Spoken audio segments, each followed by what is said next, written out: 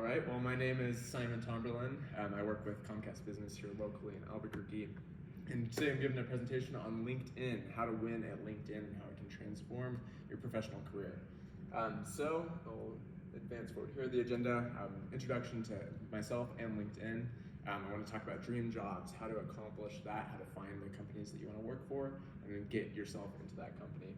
We're also going to be looking at optimization of your LinkedIn profile, so keywords, anything that's going to make sure that you pop out and stand out from the rest of the crowd.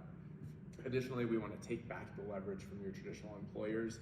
So instead of them having all the leverage, instead we're going to bring it to ourselves and make sure that we are really able to leverage the advantage that we have within the industry. And finally, we'll just finish up with a summary of what we talked about. So I graduated from UNM back in May 2021 from the UNM Anderson School of Management, was a marketing major, and then got into the sales program, so graduated from the UNM Center of Sales as well. With that, I began job hunting, so in January of 2021, wanted to leave my old job that I was working, and then moved on looking for some new opportunities. And so LinkedIn was a huge aspect in being able to create that and make sure that I found a job that I really wanted and desired. So what is LinkedIn, in case you don't already know? LinkedIn is a professional platform that, think of it like the Facebook for professionals. It was originally founded in 2002. There was two friends who met each other at Stanford University. One was a raging Republican, one was a raging Democrat. They ended up becoming friends and creating this professional network for people to be able to utilize. It's super helpful to be able to find jobs, to be able to connect with professional connections that you might not ever meet elsewhere, and just creating a place where you can house your resume and any other accomplishments that you've got going on. So why is it so important? I was talking with my manager earlier today in preparation for this presentation. He mentioned to me that anytime that a UNM student reaches out to them or wants to hear more about Comcast Business, he will not even consider them unless they have a LinkedIn profile. So every year, we're a corporate sponsor here with Comcast Business. Dimitri will send out all of his students the job postings that we have available, and then they'll reach out to him. If they don't have their resume, if they don't have their resume and stuff onto their LinkedIn and don't have a profile in general, he won't even take the conversation. And so this is vitally important because this is a way that the employer can find out more information about you and make sure that you're well set up for success in an interview setting. And this is the kind of the gateway to get your foot in the door. And if you don't have a LinkedIn, it's really going to be detrimental to you to be able to get your foot in the door with some of these companies. And so it's important to be able to have this digital resume of records of the things that you've accomplished as well. So let's say an employer looked at you about a year ago, didn't get hired at the time, you added them on LinkedIn, you made sure that you stayed connected. This is a way for them to track what's going on. Oh, you continue to be successful in your current role, you continue to knock things out of the park, you're achieving 200% of your quota, or you're continuing to drive engagement on social media, whatever that might look like. This is a digital record of all the accomplishments that you've had, and it allows for you to spread that word without meeting face-to-face with someone. It allows you to have the opportunity to do that. Another thing that's important is, especially in the business world, the connections mean everything. And so you don't have the capacity to be everywhere at once. As we learned during COVID, sometimes the world shuts down a little bit. So you have to pivot your expertise. So there might be people in the next state in Phoenix or in Texas that you need to connect with to be able to take that next step, whether in Albuquerque or elsewhere. This provides an opportunity to do that without having to attend every networking function in Albuquerque. While those are still important, it's helpful to meet some people that you might not otherwise meet.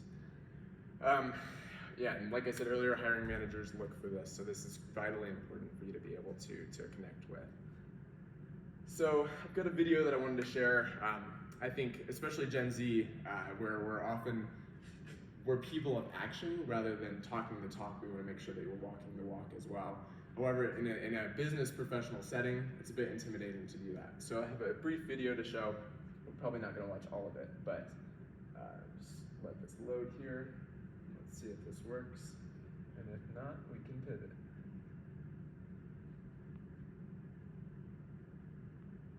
And I don't think that's going to work, so we will move on to the next phase of this. Essentially, this is a TED Talk that I'll put in the information of this video as well. All all about, are we afraid to stand out within the professional world? Oftentimes people feel underqualified, or what's the term? Essentially, they feel like they're not qualified for a certain position, or they're in over their heads. Pretty much every single person feels like that at some point in your life. In the business world, people get very good at hiding that and pretend like, oh, they've got everything together. More often than not, they're telling you a story of what they want you to hear. So it's okay to feel that way. It's okay to feel like you are absolutely not prepared. It's okay to feel like you are the least qualified person in the room. You absolutely are not. But even if you are, it's all about how you present yourself. And so it's easy to feel underqualified. Don't let that affect you too much. So let's talk about a beautiful thing called your dream job. We grow up in school being asked this question: what do you want to do with your life? What's your dream job? So I'll ask the audience here, does anyone have a dream job that you grew up having, or still have, that you would really love to do? Flight attendant. Flight attendant. Tell me about that. I just wanted to travel, and I thought it was like free traveling. Okay. Cool. So let's say we're a flight attendant, or you're wanting to become a flight attendant. Without LinkedIn, what would be your steps to become a flight attendant? Probably just watching the company websites for postings, because they're super scarce. Okay. So it's like watching constantly for those jobs to post. Okay. And whenever they do post, what's the next step of action after that? Submitting an application amongst thousands of others. Okay. So thousands of applications, you are one name with maybe a text resume or a PDF that you have to date. And then from there, do you know what the next steps look like for maybe a recruiter or a hiring manager? No idea. Okay. So typically they receive all of these applications, they're gonna be combing through all of them. A recruiter might find, maybe they'll type in via keywords to be able to find out, okay, what's listed on their resume? Who are the people that I wanna talk to? Any other dream jobs out there? Any companies that you'd love to work for? Initially, when I entered the university, I was studying mechanical engineering, so I was going to do something in robotics. Okay. Turned out wasn't being the case, but I still like the field a lot, and that would be something I'd like to do. Okay, so robotics. It sounds, I don't know much about that myself. It sounds like an incredibly competitive industry. Typically with engineering, that's the case. Any ideas of how you would kind of get some leverage into that world? I think UNM has a good program, so maybe talking to faculty and figuring out kind of the steps they took. Okay. Also seeing maybe some bigger companies within open areas. I'm not sure how the foreign market does it. Sure. Okay. Essentially just trying to talk to people, because it sounds like it's pretty much almost like an apprenticeship in some cases. Absolutely. So finding those connections within your existing resources, being able to reach out, learn a bit more information, and go from there. Absolutely. So it's always a great idea to have as many connections as possible, be able to make these physical introductions, and then from there being able to pivot and get a bit more into the world. One thing that I want to kind of touch on when it comes to brainstorming companies that you're going to be looking at, think about any company. It might be just a company that you utilize a lot. Nike, I love Nike shoes. It might be a company that they do a really good job with marketing. What's nice about LinkedIn is you have the opportunity to maybe connect with someone. I don't know anyone who works in Nike. I don't think I know anyone who knows anyone who works in Nike. So what's nice about LinkedIn actually is you have the capability to type in any company or any industry into a search function. From there, you'll be able to pull up all kinds of people who work for Nike, used to work for Nike, all these different possibilities. And so in this now slightly more remote world than what we're used to, you now have a playing field to get in front of some of these people that you might never meet otherwise. As much faculty talking to that you want to do, they might not have any of those connections. And so, while it's a great idea to have that, it's important to have other options to pivot to in case that doesn't work out. So, here's some action steps when it comes to finding the company that you want to work for. What you can do, you can type in the company into LinkedIn, pull up all the people that work for a company or work for Nike or previously worked for Nike, and then you just start adding people. You don't have to know them already. It's just randomly reaching out. Okay, marketing manager for Nike. That sounds cool. I'm gonna add these people onto LinkedIn, add them onto your professional profile. It'll send an invite out to them. They can accept or deny. Most people will always accept. I accept every connection request that I receive. from there, this is the cool part, is you can then reach out to these people once you've connected with them.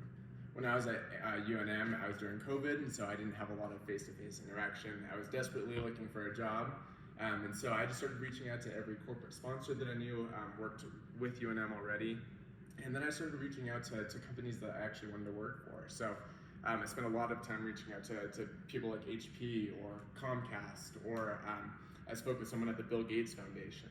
What I did was I added these people, sent a message on LinkedIn, just said, hey, I'm a business student at UNM.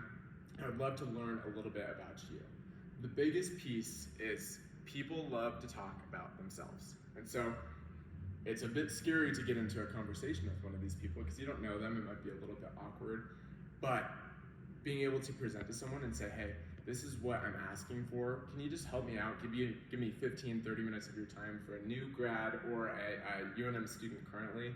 I just want to learn everything I can about your career path. So with this, you're just trying to learn everything that you can. They might be, I think there's something valuable about talking to an actual employee, because let's say you look at a job listing, it's going to say every single thing about the job that they think you might be interested in.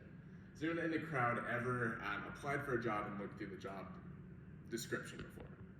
Yes? Mm-hmm. Okay. Has anyone ever taken a job and then realized afterwards, this is not the same job? Yes, so tell me about that. What happened in that? You can be as vague as you want. No, I mean, I think that happens frequently. Uh-huh. That other duties as assigned becomes larger than like what's in the actual posting. Okay. Uh-huh. So I like your idea about actually talking to people about what the organization, people who are at the organization who already know what it's like to work there and what the expectations are, so that you're not in a mismatch of skills expectations with the job. Absolutely, yeah, and you have to think, just like you're putting your best foot forward on a resume, a job is also going to do that. They're never going to tell you, hey, the reason this job is open is because we burnt out our last employee and we gave him 3 different jobs to work. So being able to talk to someone who's actually in the role, if I could talk to myself before I got in my role, it would change my whole perspective, because now I understand what's actually happening, what's actually the day-to-day duties of this job. It's also sometimes valuable to talk to people who left that position. Why did you leave? What opportunities were there to grow? And sometimes you have to take that with a bit of a grain of salt, because they're perhaps bitter on their way out. But it provides a bit of insight that you would not ever have looking at a job description or browsing the Delta website looking for flight attendant information. This allows you to then connect with someone who will tell you a little bit more about the reality within a job. Now, the biggest piece of this, and I'll show an example here really quick actually of what I actually did. James Pisciuto, he works for Comcast Business. I reached out to him prior to getting the job. I was in the applying process at the time. I said, hey there, James, thanks for connecting. I'd love to hear a bit more about your position with Comcast. Nothing fancy, just I want to learn more about you. He reaches out pretty immediately. It looks like the same day, an hour after. Hey, Simon, I work with a whole bunch of different businesses in my role, blah, blah, blah. Ask a bit more. Tell me about your day-to-day job. What aspects do you like about Comcast? Do you enjoy it overall? Loves being a part of it. It's great to see something big come to town. I get a little snippet of insight information. All I did was ask 2 questions. Love to hear more about your position. What's your day-to-day look like? Do you like your job? So very simple. I'm not even talking to them in person. I'm not doing on a Zoom call. I get a little glimpse into this person's perspective on working with Comcast. This other guy, while I was at UNM, I was an Adobe ambassador, so I reached out to a whole bunch of people in the marketing field to try and figure out what on earth is marketing. Actually, it's a very vague concept, so let's narrow it down a little bit. This guy, Senior Director of Education at the Bill Gates Foundation. Pretty big shot. I just sent him a message regardless. Said I was putting together a workshop, wondering if you had any wisdom to share. He sent me a link to his calendar. Let's hop on a call sometime. We chatted for about 30 minutes. Talking to someone that is way overqualified, has no business really speaking to some random college student on the other side of the country, and yet, within literally not even a minute passed, and he already sent that back, asking for some time to meet together. And so, this is what LinkedIn provides, is these connections that you'll absolutely never get otherwise. Through this, it then allows you to connect in a broader sense. So I have a question for the crowd. Would you rather go on a date with someone that is a friend of a friend or an absolute blind date? Friend of a friend. Friend of a friend? Lots of friends of a friend? Yeah. Okay, so think about LinkedIn as the same way. You have a stack of 1,000 Hinge applications of people that want to go out with you. You're sorting through that as an employer. But then you've got someone that you work with already, that you trust, that you talk to every single day, saying, hey, I met someone, I think they're perfect for you. So that's a game changer when it comes to who are you going to hire? Are you going to waste your time going through all these different applicants who may or may not be a good fit and that can really tell a good story based on a resume? Or is it someone that, hey, I chatted with this guy, he reached out to me randomly on LinkedIn, we talked for 30 minutes. I think he'd be a great fit to at least learn a bit more. At least you're going to get an interview, or at least you're going to get a conversation with someone. And then when you go to that director, you can say, hey, here's what I know about your company. I know that your day-to-day looks like this. Here's where I think my skills would be valuable. And you're really speaking directly to a business's pain points or their concerns. And you're only able to accomplish this through LinkedIn. So this provides you the opportunity to work for genuinely any company that you want to. You reach out to the right people, you get your foot in the door, and then you've got a friend of a friend who's reaching out for you and then really advocating for you. And of course, at that point, they have some personal skin in the game. This guy reached out to me, I like this guy, I want to make sure he gets hired. So you've got someone vouching on the inside for you alongside the rest of your resume and everything else. So, I know I just mentioned this a little bit, but once you have these connections, once you have these quick 15, 30-minute conversations, it does take a bit of boldness, but close the deal, ask for that next step. Hey, would you mind reaching out to someone for me? Who's your hiring manager? Who would be the best person to speak to, in your opinion, to help me get this job or learn a bit more about this position? From there, you'll either get passed on to the next person. It might be the hiring manager. It might be just a general manager. Hey, I have no availability to actually hire. That's not within my role, but let me put you in contact with this person. And so often they'll do this for you, but a good step for any job is you want to show initiative. You want to make sure that you're valuing your time and making sure that you're moving along in the process as well. This will then allow you to, like I said, be a bit bold, but get your foot in the door and say, okay, what are our next steps? How are we going to accomplish what we want to accomplish? So the next thing, social media has kind of taken over with the word algorithm. How do we stand out a little bit more? And so this is leveraging the existing tools and knowledge of LinkedIn to be able to be that person that actually, when you type in UNM Anderson, that your name pops up first. So LinkedIn tracks, it's a constantly evolving thing. It's not necessarily public information as to how to stand out.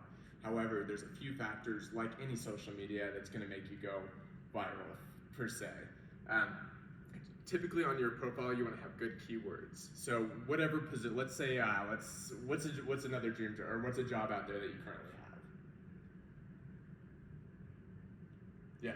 I currently work with the Dean of Students Okay. in a personal finance kind of sub-department. Okay. The official title, I believe, is assistant director. So Okay. it's kind of a little bit of keywords there. Yeah. But it's personal finance stuff here on campus. Perfect. Okay. And what is your day-to-day operations look like? What are some of your kind of bullet points that you would say that you do? Sure, yeah. I think actually this week is kind of a busy week for us. We give workshops similar to this, just on personal finance topics, either departmental or student organizations or clubs or anything like that. Okay. And just foster that education and communication that way. Absolutely. Okay, so even in your communication to me right now, you're using a lot of these keywords that would pop out. So instead of saying host workshops, you foster education. You do all these different things to be able to really present this information out. So that way, instead of just hearing, okay, I deal with personal finance for students. Instead, we're delivering workshops, we're communicating with students, we're doing all these different things. And so those keywords are vitally important to put either in your LinkedIn profile or in your headline or anything like that. So that way when employers reach out, they might be typing in foster relationships, or they might be typing in deliver workshops. This allows you then to show up in these search bars and be able to pop up. Another thing that's vitally important is your activity within LinkedIn. So the more comments you have, they're really the driving factor on LinkedIn as to how much you want to pop up. So you can get as many likes as you want, but what's going to drive it more is comment. So delivering engaging content, such as asking a question at the end of your post. You can share a little bit of information that you've done. What have you guys been working on recently? And the more comments that you get, the more you're going to start going viral on LinkedIn, which is a huge way to then expand your platform and be able to get some more connection requests. Something else that's valuable is tagging people. So whether that might be UNM Center of Business and Sales or anything like that, tagging those, then they'll be able to like, comment, and then that expands it to their network as well. So you're not just utilizing yours, you're then utilizing someone else too. Think of it like posting an Instagram story and tagging the person on your story. There's always going to be people looking at their profile wanting to see, oh, who is this person? I don't know this person at all. So it allows your network to expand whenever you're physically tagging these people.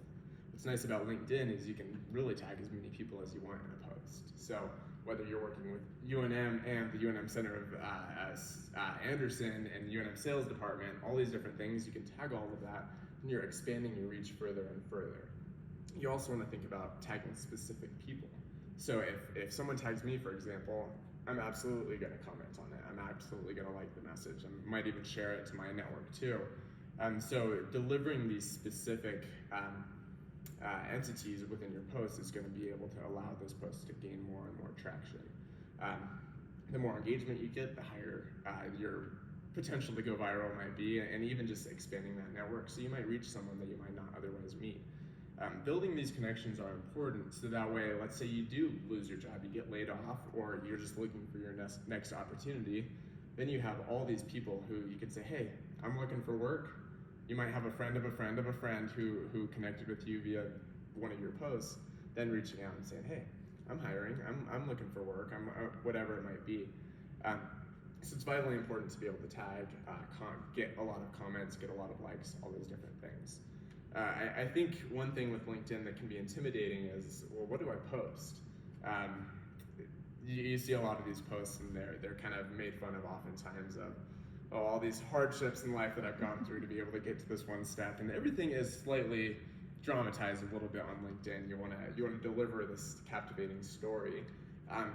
What I've noticed personally is having a good mix of both professional accomplishments. So you say, hey, I just graduated from UNM, here's a picture of me with my diploma. What an accomplishment to get here, graduated with a 4.0 GPA, whatever that might look like. That will provide some content, and then also tapping into the personal side of things too, of hey, I just bought my first house, I'm thankful to have a job at whatever company it might look like, tagging them, and then that continues to expand that network. And people care about people more than anything. You can deliver any statistic, you can deliver any piece of information, but faces, people really is what people care about more than anything. And so being able to deliver some of that content will be very valuable for you as you kind of figure out what to post. And honestly, when I was listening to a podcast this morning and they said, the only person who will toot your horn is yourself. No one's going to toot your horn for you. And so you might feel a little bit arrogant, you might feel a little bit prideful posting all this information about yourself, but no one else is going to do that for you, and this is valuable resources for any employer or any business to really take a look at who you are as a human being. And so might make you a little bit uncomfortable, but that is a way to make yourself known. And I promise you there's people far more obnoxious than you out there, so whatever you're doing is probably not that bad. Another thing that you can take a look at is thinking about the job that you want rather than the job you have. And people always say dress for the job that you want, not the job that you have. But LinkedIn's algorithm will pick up, okay, I want to be, let's say, a sales director. Put that in your profile. Don't say an aspiring sales director. This is the thing that I want to accomplish. I'm going to be a sales director. Here's the steps that I plan on taking to be able to get that. So that way, if someone's typing in sales director, they say, oh, this person wants to be that. This person is requesting work in that area. And then crafting your resume to fit that as well. So, like you mentioned with engineering or with the finance department, sorry. Let's say you want to host workshops on a grander field in the future, whether it's in finance or not. having things about delivering workshops and putting your attendance figures and figuring out how you grew a program, it's vitally important because you're then looking for that next step up. And so putting content that is moving towards your future, not just your current self, is very important because you're otherwise just going to be locked into a box and you never want to be in that field. The one other option that you can do to pop up to more recruiters is the ad or open to work field. And you can also do this with hiring as well. But what's nice about this is you can hide your current company from this field. So let's say you put this open to work banner, you equip that onto your profile. This is going to allow you then to reach out to all these different recruiters who are actively looking for people to fill a role. Your current company will not be able to see it, so HR will not be up your neck asking, why are you looking for work? Well, we are perfectly well employing you. But this provides you're going to be able to be sorted into a specific category of people looking for work, and it just creates more of an openness so people know, okay, this person is likely a good person to reach out to. They're actively looking for work. And so this provides the opportunity for you to show up a little bit more in searches or within a main profile. Let's see. So next thing, what information should I add? We touched on this a little bit already, but you want to tell a story. You can list out accomplishments all day, but how do you put everything together to lead someone down the path of why I would be the excellent hire for you and your company?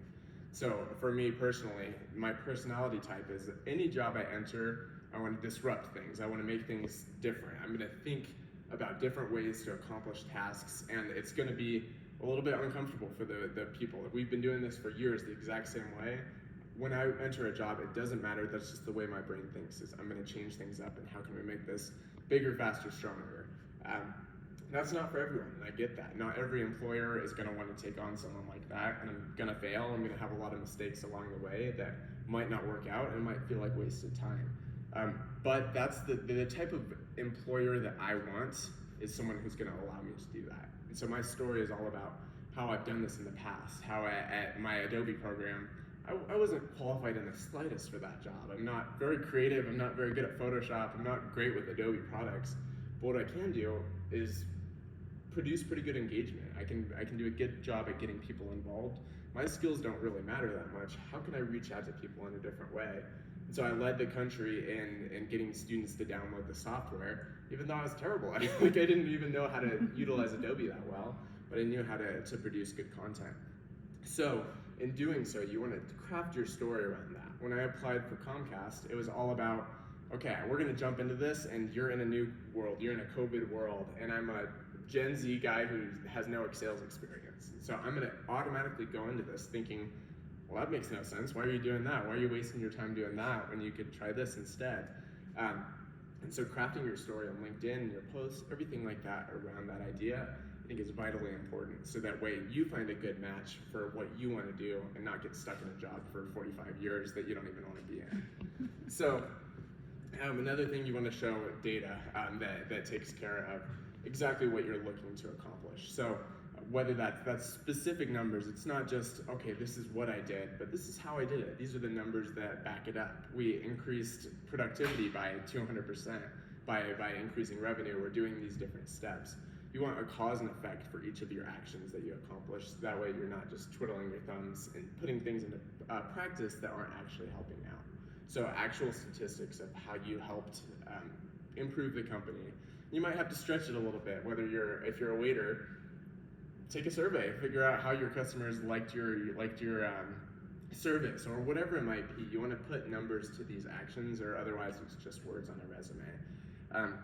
One other thing that you want to actually have is a resume that stands out too. Every resume always looks the same. It's a regular HTML formatted resume that just has black and white words, and it's boring to read. And when you have a stack of 1,000 of these, you don't want to comb through all of that information. Have something that sticks out a little bit. I didn't include it in this deck, but my resume is full of bright colors and all these different things. Some people might call that unprofessional. That's okay. For me, because like I said, I'm ready to disrupt things. I'm ready to make things feel a little bit different. And so mine's got my picture on it. It's got all like blue, green, all these different charts and different things. So that way, even if they're not interested in me, they're going to look at my resume because it looks different. At least it's something to keep your eyes off of the same looking resume over and over again. So that's definitely something that I would recommend taking a look at and exploring, is having some different options there. And you also want to take a look at what you're doing in UNM as well. Not everyone has a bachelor's degree. Not everyone has an associate's degree. Not everyone has even college experience. So what are you learning in your courses that you're going to then apply to your real life? Typically, I mean, at least in my workforce, I work in sales, no one else in my position, at least in the state of New Mexico, has a degree. And so I've got a valuable list of knowledge that I'm able to then share. And it might not feel applicable in the moment that you're learning it, but it shows, number one, that you're committed to something, you're actively participating, you're an active listener in class, so that way you can share with your employers, this is what I've learned and this is what I'm going to try and apply into the real world. So all of those things are important to include within your LinkedIn.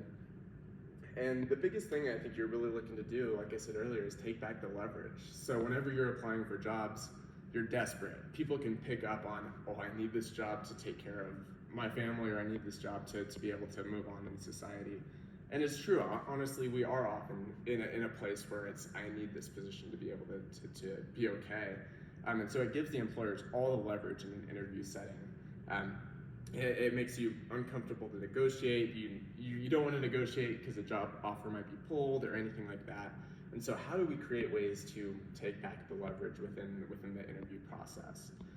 Like I mentioned earlier, with everything that we're already doing, we've got our foot in the door, we've got people advocating for us so that we have a bit more leverage, but you also have to do this consistently. Oftentimes we get our dream company in our head and we think, if we don't get this position, I'm toast. I'm never going to be happy. I'm never going to be accomplished in life.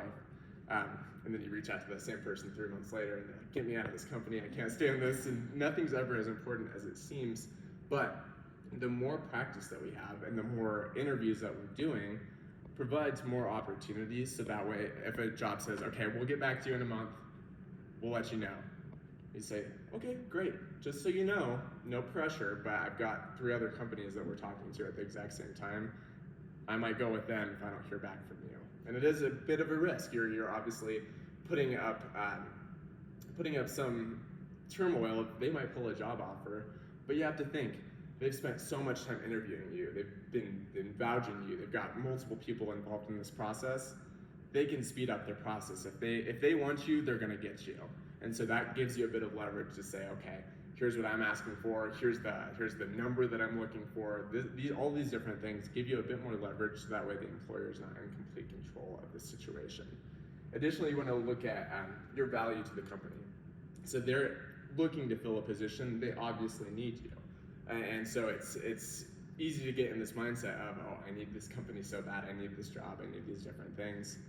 They wouldn't be hiring unless they feel a pain without you. These big corporations, or even small corporations, they have holes to fill, and without you, they're going to be in trouble. And so because you've talked to these employees that already work with the organization, you know, okay, well, it takes forever to get like an invoice back to the sales team, or it takes forever to get all the processes moving. You can jump in and say, here's what my experience at UNM taught me. It taught me that it's so important to look at every aspect of your job and make sure that we're adding efficiency to it where we can. So during this interview, here's what I can bring to the table. I know from a professional setting, you know my qualifications, you know my accomplishments, but let's also tackle these specific pain points that you guys are experiencing. So then you have a bit more leverage, like we talked about, so that way these people can't let go of you whenever layoffs come. So if you're the only person who can do Adobe Photoshop, it might not be a huge thing, but that gives you an extra little pull, so that way they're like, oh, well, if we lay off Simon, how are we gonna create content for our social media? It might not even be your job, but it gives you a bit more leverage in these situations, so that way it's harder to get rid of you. You wanna be as irreplaceable as possible, which then gives you the opportunity to negotiate more higher raises or promotions or anything like that. Learning everything you can about the company allows you to then speak to those specific pain points and how you will fit those holes better than anyone else can who just submitted a resume. And additional with that, like I said, you're speeding up your hiring cycles. So the more conversations that you've had, or the bigger gap that you can paint whenever you're twisting the knife and saying, these are the areas where you're really hurting. You can't really afford to not hire someone, or you can't are you really going to take away the opportunity for me to try and tackle some of these opportunities and some of these pain points? That's on you if you want to, but let's get going on this because I'm ready, I'm hungry, I'm ready to work for you. What can we do to speed up the sales cycle, or what can we do to make sure that we're both meeting each other's needs as quickly as possible? And so I have another video that I'm not sure it's going to play, but it talks about feeling overwhelmed. There's all this information is a lot to kind of take in. As a young college student, you might be thinking, oh, I don't feel qualified for this. I'm not ready to do any of these things. Like I said earlier, it's about baby steps along the way. You're never going to be a business professional overnight, and most people, especially in the business world, have no idea what they're talking about. They're faking it really well. And so take a deep breath, be okay with not understanding everything, be okay with not knowing everything at any given time. Reach out to people. If someone asks you a question, how you would handle it, it's okay to say, I'm not sure, let me do some research, let me get back to you. The job process, as important as it does feel, at the end of the day, you're gonna have so many jobs in your life. It's not the end of the world if you don't get with a specific company or an exact position at this time. It might just be a no for now. I think the most valuable piece of advice that I can bring is I did so many interviews with so many companies that I wasn't even interested in all that much. And it's important to be upfront and honest about that. But the more of these conversations that you have, the more opportunity you're gonna have when you do land that perfect date or that 10 out of 10 that you've been wanting, if you have a lot more experience, if you've been able to talk to people in the past and be able to leverage that and say, okay, here's what I learned, here's where I messed up before. I know I stutter when I get nervous, so I gotta breathe, I gotta take some time before this interview to really get going. And so those opportunities allow you to then nail the interview when you really need to. That's what I did. I spent so much time talking to so many different employers. And through that, I learned trends within the market. I know a lot of sales companies are very poor at support and being able to be able to handle certain situations whenever the money goes through, but then how do we handle the post-install? How do we handle the process after that? And so picking up, I've talked to so many companies that I know this is a problem, and so when I speak to my job, I know it's going to be a frustration whenever those things happen. Here's my plan of attack whenever that does happen that no one else is going to be able to present. You're a blank slate at the end of the day when you're coming out of college. You can be molded exactly how a team wants you, exactly how a company wants you. You might not be the most qualified when it comes to your experience, but being coachable and being able to say, take me, I'm gonna learn, I'm gonna listen, I'm gonna do everything that you need me to do to become the perfect employee exactly how you need me. I have no bad habits, I have nothing working against me. It's up to you now to coach me exactly how you want me to be. And that takes so much leverage back into your court and presents the opportunity for a good coach, for a good employer to then make you into the exact employee that they're looking for without any drawbacks. So, in summary, LinkedIn can truly transform your job hunt. It provides opportunities that you would never otherwise have. It allows you to then make these connections that will be on the lookout for you whenever layoffs do come or whenever you're just looking for a new opportunity. It's always better to go on a date with someone that a friend of a friend knows rather than a brand new random date that you just picked up on a dating app or whatnot. It's important to take back the leverage in the hiring process, so that way you're not entitled to take any offer that comes to you. You do what's best for you, just like the company's going to be doing at the end of the day.